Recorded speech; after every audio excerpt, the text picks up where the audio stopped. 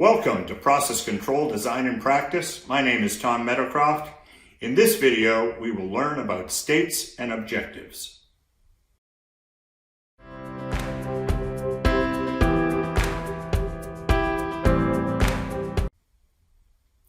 All designs have objectives. Process plants have process objectives. Processes convert raw materials into more valuable products with specifications, so there will be composition objectives. How much of the raw materials are converted in reactions? What's the recovery fraction for separations? What's the mass and volume throughout? What is the capacity of the process? There will be objectives protecting safety and the environment as well, and objectives protecting the equipment from damage. We're going to look at process objectives and how to translate them into control objectives and how to describe them as part of a state. Let's look at an example where raw materials A and B are converted to C, which is then purified. In the continuous stirred tank reactor, the reaction is partially complete and exothermic. That feeds the distillation column, where unreacted A and B are the top product and purified C is the bottom product. The process objective is to make C at a target flow rate and a target composition. What control objectives does making C at a target flow rate and composition imply? First, to make that much C, a mole balance tells us that we have to be adding A and B at the correct ratio and flow rate. The mass in the reactor and in the column top and bottom receivers must stay constant to maintain steady state. To achieve the desired reactor conversion, the reactor temperature must be kept at a target. To achieve the correct fractionation in the column, the bottom temperature and top temperature of the column must be held at target, and we'll need to use the reflux rate and the reboiler heat to do that. And we'll need to control the pressure in the reactor and column as well. We need all of that just to control the mass balance, the reaction kinetics, and the column separation. But those are just the simple process objectives. To run a safe and efficient process, we also need to satisfy many safety, environmental, and equipment objectives through automatic controls.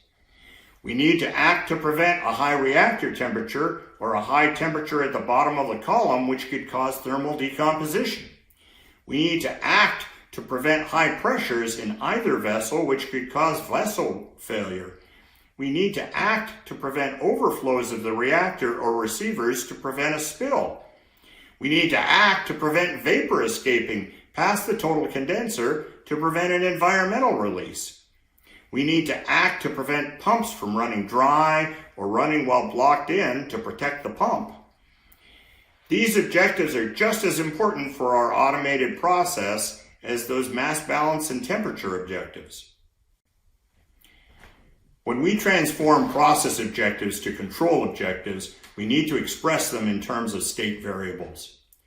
The state of a system is its condition at a particular moment in time. In this course, we'll talk about two parts of the state. The thermodynamic state is the set of variables sufficient to exactly define the mass and energy present within our system. This is things we can measure or infer from measurements. We can express the thermodynamic state as the temperature, pressure, mass or mass flow, and fractional composition of our process at every point in it. The second part of the state is the equipment state.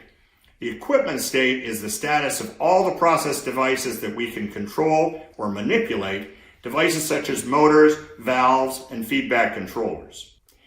The objective of a control system is to manipulate the equipment state to change the thermodynamic state to match a target.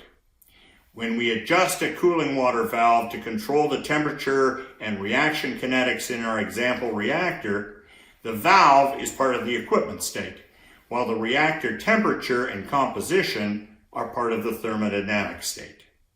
We looked at a continuous process to make purified product C from raw materials A and B. Let's examine the equivalent batch process to make C. We start by adding recovered A and B from the receiver, then add fresh A and B from our raw material tanks.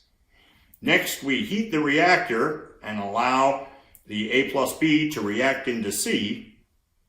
To purify the product C, we apply vacuum to strip off the unreacted A and B. They are condensed into the receiver. And finally, purified C is discharged. Let's compare the continuous and batch process. Once it's started up, the continuous process tries to not change in time. The thermodynamic state, temperature, pressure, composition, changes in space as we move from unit to unit. In contrast, the batch process happens essentially in one location in the reactor, in one space. The thermodynamic state changes in time. We can graph the changing thermodynamic state of the batch process in time. During charging, the receiver mass in green drops, while the reactor mass in blue increases. During heating, the temperature in red increases. The pressure in yellow is still constant. During the reaction phase, the mass, temperature, and pressure stay constant, while the mass of C in purple increases. As vacuum is pulled in the stripping phase, the pressure falls, as does the reactor mass, as A and B, but not C, are stripped out of the reactor to the receiver. The mass from the receiver rises to match the mass loss from the reactor. The temperature falls and the pressure returns to atmospheric in the cooling phase. And finally, the reactor is emptied in the discharge phase, with the reactor mass falling to zero.